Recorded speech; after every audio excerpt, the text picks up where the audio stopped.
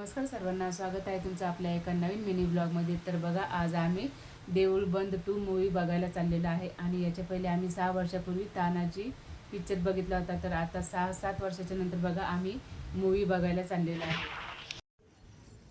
तर आता आम्ही फायनली सिनेमा हॉलजवळ पोहोचलेलो आहे मंडळी। तर पहिले ह्या टॉकीजचं नाव अंजली होतं, आता अंजली रत्नदीप सिनेप्लेक्स असं नाव झालेलं आहे।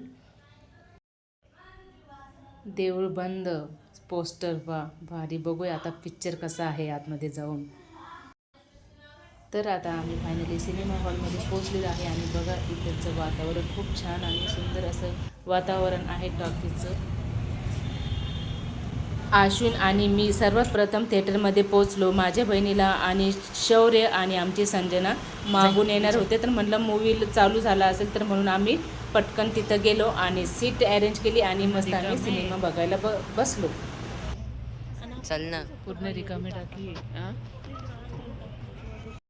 इंटरव्हल झाल्यानंतर म्हटलं चला थोडंसं बाहेर काहीतरी खाऊन घेऊ। आणि बघा इथलचं वातावरण एकदम फंटॅस्टिक झालेलं आहे। नवीन टॉकीजचं बांधकाम झाल्यामुळं टॉकी पण एकदम मस्त चकाचक आहे। तर बघा इथलचं छान वातावरण। तर आम्ही इथं काही सेल्फी फोटो वगैरे काढले।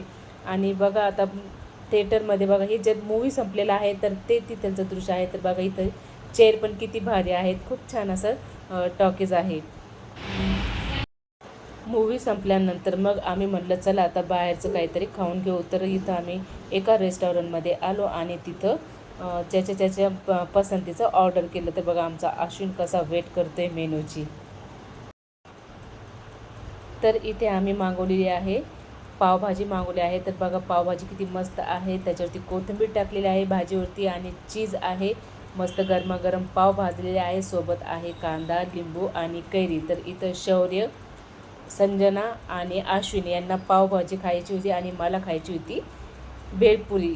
तर मी माझ्यासाठी भेळ मागवलेली आहे आणि आम्ही मस्त असं एन्जॉय केलेलं आहे मंडळी। तर तुम्ही पण देऊळ बंद 2 मूवी बघितलेला आहे का आणि तुम्हाला कसा वाटला देऊळ बंद 2 मूवी मला कमेंट करून नक्की सांगा। मला तर आवडला। तर हा मूवी आहे बघा शेतकऱ्यांच्या आत्महत्येवरती आधारित आहे। व्हिडिओ आवडल्यास लाईक, शेअर, कमेंट करा। धन्यवाद।